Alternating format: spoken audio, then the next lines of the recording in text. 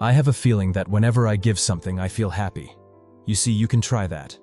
Whatever you may have, knowledge, a better economic situation, or even just kind words, if you use it to make somebody's life happy, that is the best thing a human being can think of. Then you will get a conflict-free world. That's why I used to say, where there is righteousness in the heart, there is beauty in the character. Where there is beauty in the character, there is harmony in the home. Where there is harmony in the home, there is order in the nation. When there is order in the nation, there is peace in the world. The ultimate source of a happy life is our inner value. Therefore, irrespective of whether one is a believer or a non-believer, whether one believes in religion or not, we should pay more attention to our inner value.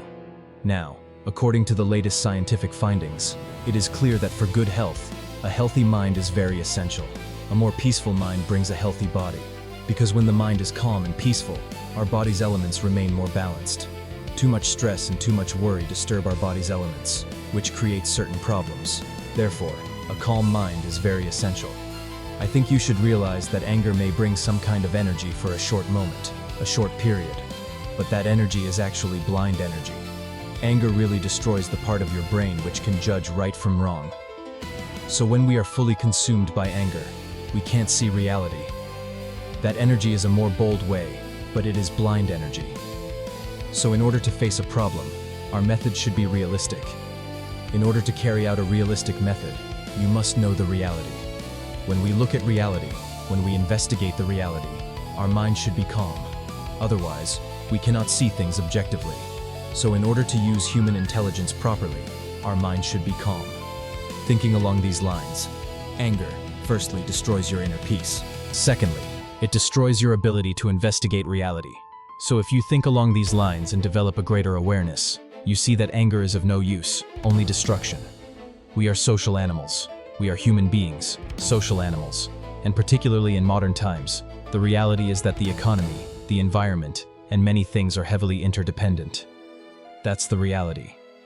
Unlike in the past, in ancient times, people were more or less independent and self-sufficient. Now, it is not that your interest or your future does not depend on others. It has completely changed. So even from a selfish viewpoint, you have to take care of others' well-being.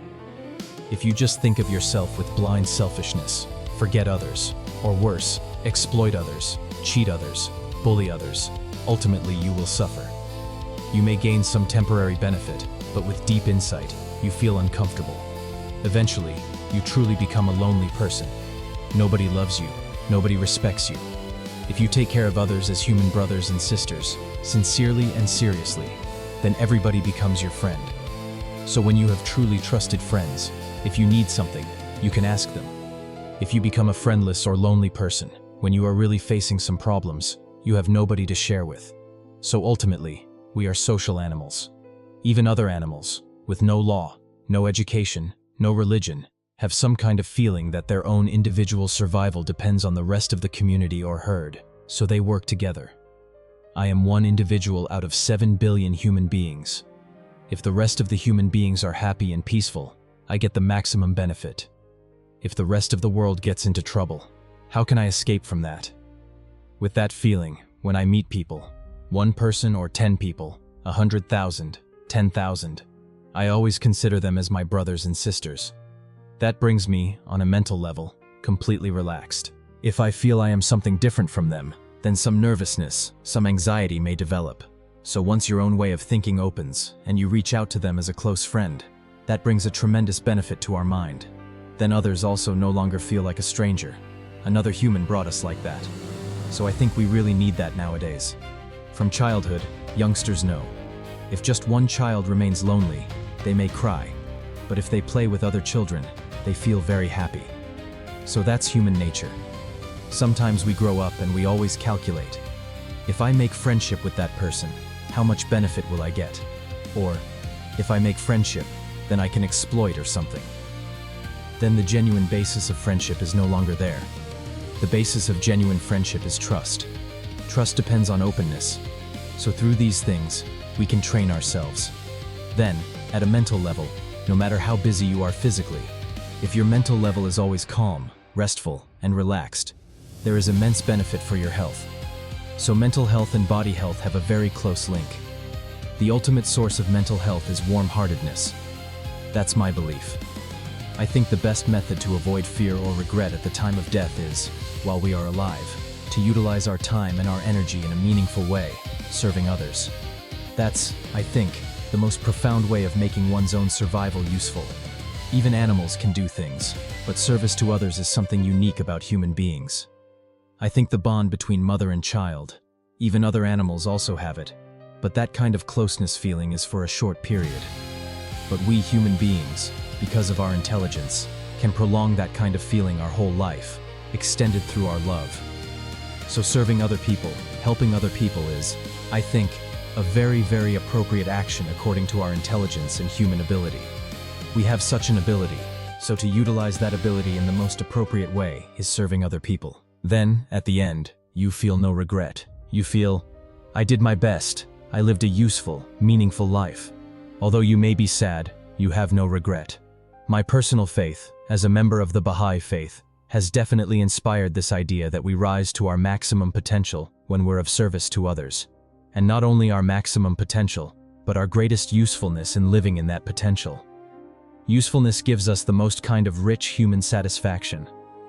I know for me, because I spent a long time when I first started getting famous at various points in time, just trying to satisfy myself and my ego, and I was miserable. In fact, they do studies on happiness, and this is part of mental health. There are so many books about it, and the whole field of positive psychology is a really exciting field. One of the things that is 100% true in positive psychology is irrefutable. One of the worst ways to achieve happiness or contentment is through materialism.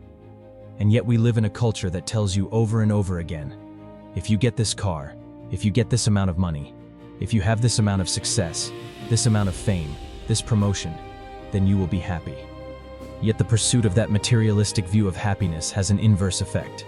It decreases your happiness and makes you less healthy. Conversely, happiness, contentment, self-enrichment. I always talk about eudaimonia, the ancient Greek word for happiness, which means human flourishing. From the Baha'i faith, from the study of positive psychology, helping others, being of service, maximizing how much you matter, is the main number one cause of human flourishing. So when I get into thoughts like, I'm not acting as much as I should be, or people only know me as one character, or I need a certain show to make a certain amount of money for a certain vacation, I try to let the question, how can I be of service? How can I help people? How can I take the skills that God has given me and put those to their best possible use? Be a guiding light in my life. What's the best guidance for finding spirituality? The answer comes from something I learned from His Holiness the Dalai Lama. Think about the search for spiritual truths in 3 parts. Figure out what you believe ethically. What are your beliefs about what it means to be a good person? You can't find your spiritual self when you're living out of sync with your moral self. Write it down and ask yourself if you are living according to it. Start a meditative practice. I pray every day. Maybe you walk in nature. You need something contemplative in your life. Start easy with 5 or 15 minutes a day. Read. Take 15 minutes a day to read about the deeper truths of life. Maybe it's a novel with deep moral truths, a spiritual text, or a book on mindfulness. If you do these 3 things, your spiritual truths will start to appear before you. When you're looking in a mirror, there are 2 people there, the observer and the observed. Understanding this is critically important to your happiness. One of the biggest problems is that we overweight the me self, the one being observed. We worry too much about what people think of us. This is made worse by social media, which is like a big mirror in front of you all the time. What we need is more of the I self, more observation, taking in the world without judgment. Research shows that when you're observing, your happiness rises and your anxiety falls. How can you be more observer and less observed? Get mirrors out of your life, both literally and metaphorically. Turn off social media notifications. Use that energy to observe the world around you. All human good quality is concerned with this. We all have the same capacity.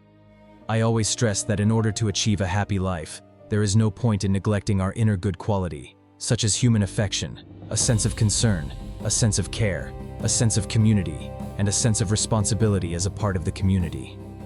I feel that a sense of affection is the foundation for all other good qualities. Biologically speaking, affection is the foundation for surviving our life. My own first teacher of compassion was my mother. As soon as I was born, my mother took the fullest care, and I survived through my mother's milk. This body, now 88 years old, was built on my mother's care and milk. And I still feel the impact deep in my mind from my mother's affection. Sometimes we focus and forget that, and sometimes we take it for granted. That's a mistake. We should not neglect that. We must make an effort to sustain these inner values. Then your life will be happier. Once your attitude towards others becomes more affectionate, more warm-hearted, with respect and a friendly attitude, then others usually respond similarly. Therefore, the friendly atmosphere must be created by ourselves. I think it is illogical to remain self-centered and selfish, not caring about others, and yet want a friendly atmosphere. This is illogical. Wealth is important, but friendship is more important. You may be poor, but if you are surrounded by warm-hearted people, you feel very happy.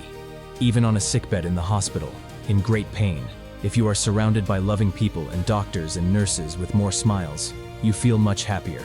So a friendly atmosphere is very, very important, from the day of birth until the last day of death. Human affection is the key thing for a meaningful life, for a happy life.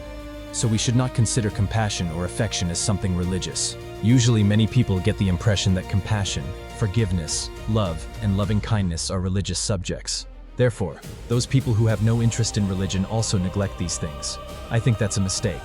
I find that if you're doing the work to learn to love yourself, that process helps you learn to love someone else. If I'm learning to love myself, it means I have to get to know my dark side, my flaws, and the parts of myself that make me feel uncomfortable. Now, when I meet someone else, I'm not surprised when they have it in them, because I've already seen it in myself.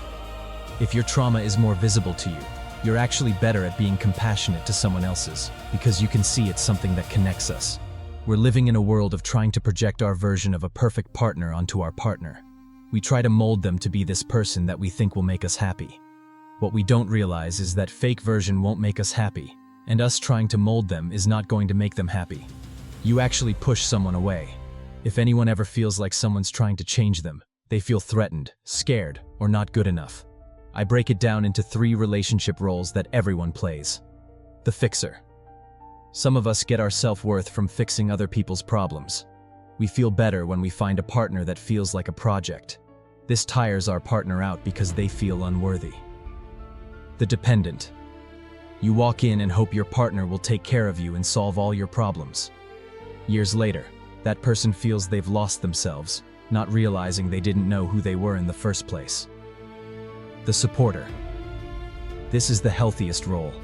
A supporter says, I'm going to help you become who you want to be, and you're going to help me become who I want to be. Support is not about me projecting my goals onto you. It's about me helping you get to where you want to go. And that is the healthiest role to play in a relationship.